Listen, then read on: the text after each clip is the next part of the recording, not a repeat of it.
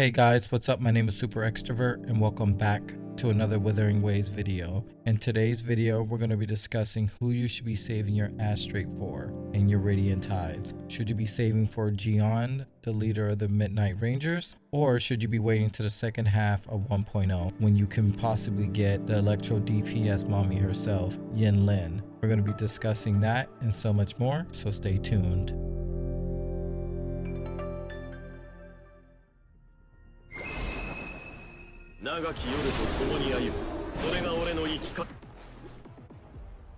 So if you made it this far in the video, it looks like you've been thinking long and hard if you should be pulling for Tall Zhao, aka Jiyan, the leader of the Midnight Rangers.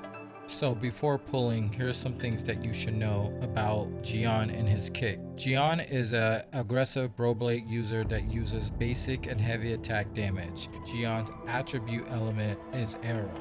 Currently right now, Jiyan only has 3 supporting damage boosting units, which are Mortify with his outro skill that boosts his heavy attack damage, Alto with his outro skill as well that boosts his arrow damage, and then also the spectral DPS queen herself, Verena, with her inherent passive skill that boosts all party members attack by 20% for 20 seconds. That is such a OP inherent passive skill that I can't wait to take advantage of. If you have Verena, if you got her on your beginner standard banner, use her, build her. We'll talk about her in a later video.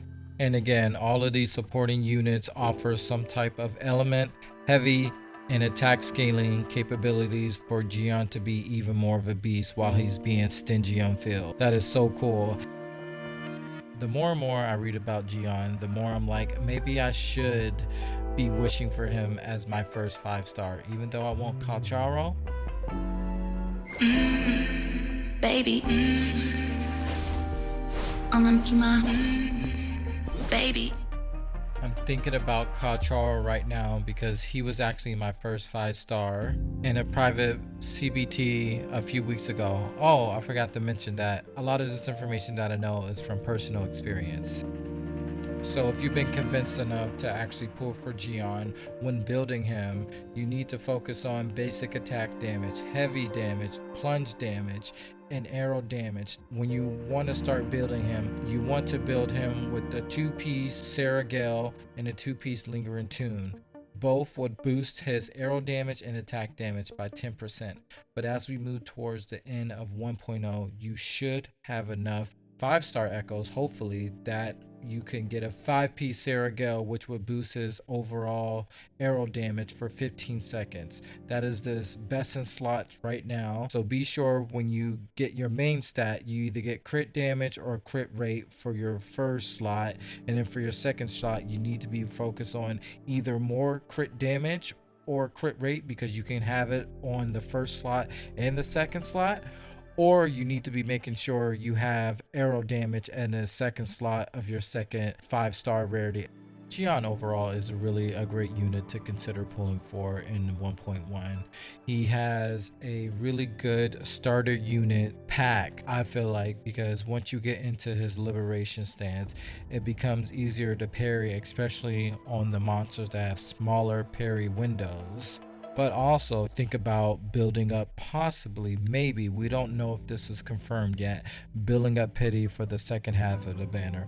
Good luck to you, and I'm rooting for you to pull for Jiyan.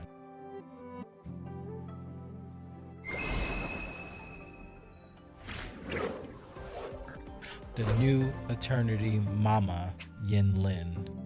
Yinlin is a 5-star DPS and sub DPS unit that is also a member of the Midnight Rangers. But at times, Yinlin takes a delight in roguelike activities per the Madam Magistrate herself. Yinlin attribute element is Electro. While also that being true, Yinlin wields the rectifier weapon that deals a streamline of electro damage to multiple enemies by her sinister mark that triggers an AoE judgment while Yinlin is on or off the field. It's also fun to keep in mind that whoever she synergizes with can also do off-field electro damage when she's obviously doing her outro skill. But when she's doing her intro skill, she's doing more electro damage herself. That can help take down the stagger bar of an enemy or an echo that you're trying to defeat out in the open world. I just felt like she was so fun to play with. It was so smooth. Her tips and tricks that she just did with her puppet was just so fun and flawless to see. I'm just in awe of this type of character. I am by nature into Electro Thunder characters like Storm, Raiden, Sailor Jupiter, Raiden Shogun. Like, I'm just such a huge fan of that element, so I'm a little bit biased towards this character, but having first-hand experience with Yinlin and her weapon, oh my god, her weapon is a must pull. So if you decide to build Yinlin in the second half of 1.0, hopefully by now you have farmed enough 5-star echoes to build these 2-piece and 5-piece rarity echoes for her. So when building her, you want to go for a 5-piece Void Thunder that would boost her resonation skill, electro damage, and heavy attack damage by 15% for 15 seconds. Or if you don't have enough echoes for a 5-piece, you can build her as a 2-piece Void Thunder and Lingering Tunes, which will boost her overall electro damage by 10% and her attack by 10%. But overall, you want to continue to build her with as much crit damage or crit rate as possible, which would help her reach her threshold of output of electro damage while she's on and off the field. So just keep that in mind as you build this electro DPS sub DPS. The utility that Yinlin is going to bring to your team is, I'm trying to tread lightly to this topic because I don't know if I'm allowed to talk about exactly what's going to happen in the game, but let's just see, you may or may not get surrounded unexpectedly, and you're going to need somebody that could reach behind you when you know the camera is facing one way and you know there's something shooting at you from behind you. So with that being said, Yinlin is about to be my new eternal waifu for years to come. I've just been so obsessed with her animation, her playstyle, and her overall rogue attitude.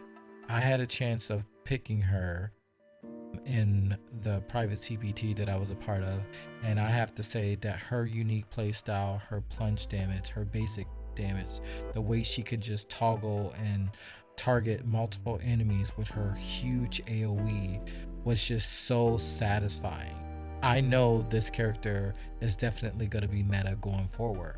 However, that's not what I'm trying to convince you to pull her for, because she's meta. Plot twist: everyone that is currently available in Wuthering Waves 1.0 patch is currently meta.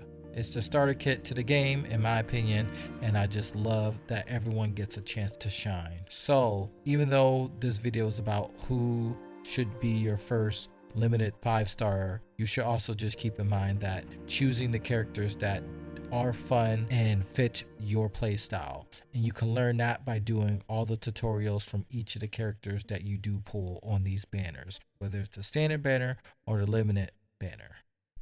So depending on if you decide to pull for Jiyan or Yinlin, but I would say up front that both of their signature weapons, Vernet Summit and String Master, are must pull for any future character that is a Broblade character or a Rectify character, because of the passive of each of those signature weapons.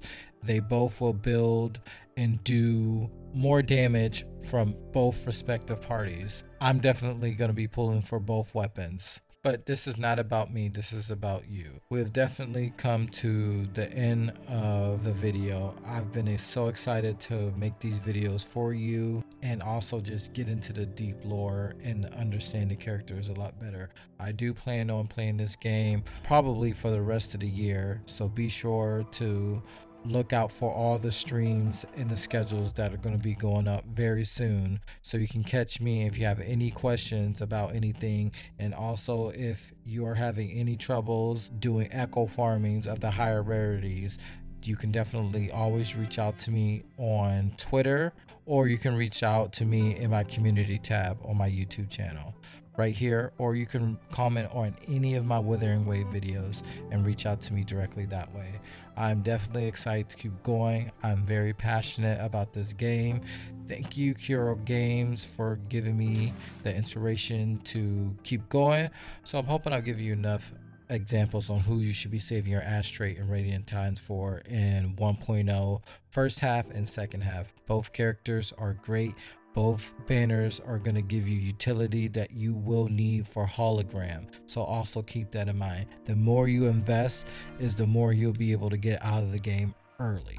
So we're also going to be talking about that in another video about what you should be doing day one. Be on the lookout for that. Thank you for watching this video and have a great rest of your day.